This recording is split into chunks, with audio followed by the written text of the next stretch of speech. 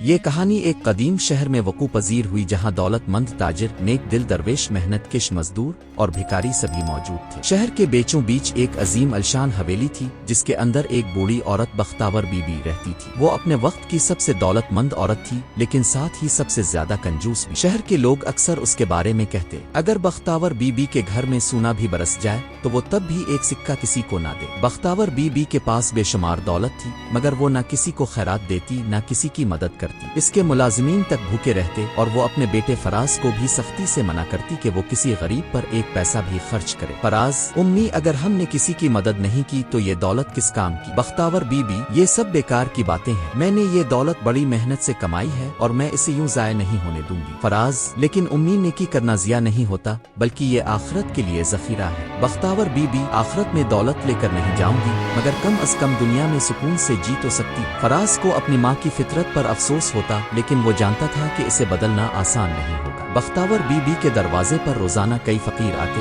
لیکن وہ سب کو جھڑک کر بھگا دیتی۔ اگر کوئی بڑھیا کے دروازے پر بھوکا کھڑا ہوتا تو وہ اسے سخت الفاظ کہتی، محنت کرو، میں خیرات بانٹنے نہیں بیٹھی۔ ایک دن ایک نابینا فقیر اس کے دروازے پر آیا اور ہاتھ پھیلا کر کہا، بی بی خدا کے نام پر کچھ دے دو۔ بختاور بی بی نے غصے میں دروازہ بند کر دیا۔ فقیر بولا، بی بی یاد رکھنا ایک دن یہ دولت تمہارے کسی کام نہیں آئے گی۔ فراز جو اپنی ماں کے رویے سے سخت مایوس تھا شہر کے باہر ایک درویش کے پاس گیا جو اپنی حکمت اور دعا کی قبولیت کے لیے مشہور تھا۔ فراز: بابا میری ماں بہت کنجوس ہے، میں چاہتا ہوں کہ وہ نیکی کے راستے پر آ جائے، کوئی حل بتائیں۔ درویش: بیٹا تبدیلی وقت مانگتی ہے، تمہیں صبر کرنا ہوگا، بس دیکھتے جاؤ سب کچھ خود بخود بدل جائے گا۔ اگلے دن وہی درویش ایک فقیر کے بھیس میں بختاور بی بی کے دروازے پر آیا۔ اس نے ہاتھ پھیلایا اور عاجزی سے کہا، بی بی اللہ کے نام پر کچھ دے دو۔ بختاور بی بی نے ناک چڑھا کر کہا، جاؤ یہاں سے، میرے پاس تمہیں دینے کے لیے کچھ نہیں۔ فقیر نے مسکرا کر کہا، بی بی اگر روٹی نہیں دے سکتی تو کم از کم یہ بادام کے چھلکی ہی دے دو۔ یہ سن کر بختاور بی بی نے سوچا کہ اسے کوئی نقصان نہیں ہوگا اور اس نے بادام کے چھلکے فقیر کی جھولی میں ڈال دیے۔ فقیر نے خوش ہو کر دعا دی، بی بی تم نے بہت بڑی نیکی کی ہے، کل رات تمہیں اس کا انعام ملے گا۔ بختاور بی بی طنزیہ ہنسی، کیا دے گا تو؟ فقیر بولا، بس تمہیں ایک رات قبرستان میں گزارنی ہوگی۔ بختاور بی بی کی آنکھوں میں لالچ چمک اٹھا، وہ فوراً بولی، ٹھیک ہے میں تیار ہوں۔ رات کے وقت بختاور بی بی قبرستان پہنچ، وہاں کا سناٹا بھیانک تھا۔ جیسے ہی وہ ایک قبر کے پاس جا کر لیٹی اچانک زمین ہلنے لگی، پھر اچانک ایک قبر سے روشنی نکلی اور ایک خوفناک سایہ نمودار ہوا۔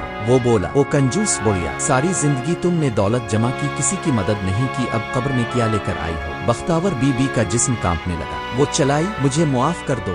پھر قبر سے سانپ اور بچھو نکلنے لگے اور بختاور بی بی خوف سے چیخنے لگی۔ اچانک روشنی کے جھماکے میں وہی فقیر نمودار ہوا جسے بختاور بی بی نے بادام کے چھلکے دیے تھے۔ اس نے کہا، یہ بادام کے چھلکے تمہاری واحد نیکی تھی، یہی تمہیں عذاب سے بچا سکتے ہیں۔ جیسے ہی فقیر نے ہاتھ بلند کیا بادام کے چھلکے روشنی میں بدل گئے اور سانپ و بچھو غائب ہو گئے۔ بختاور بی بی کی آنکھ کھل گئی اور وہ پسینے میں شرابور تھی۔ اگلی صبح فراز قبرستان پہنچا اور ماں کو کانپتا ہوا پایا، وہ اسے گھر لے آیا۔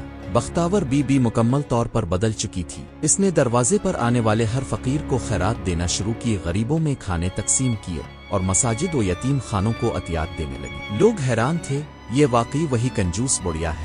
جب بختاور بی بی کا آخری وقت آیا تو وہ اپنے بیٹے سے بولی، بیٹا دولت صرف دنیا میں رہ جاتی ہے، اصل دولت وہ ہے جو دوسروں کے کام آئے۔ پھر وہ پرسکون انداز میں دنیا سے رخصت ہو گئی اور پورا شہر اس کی نیکیوں کو یاد کرنے لگا۔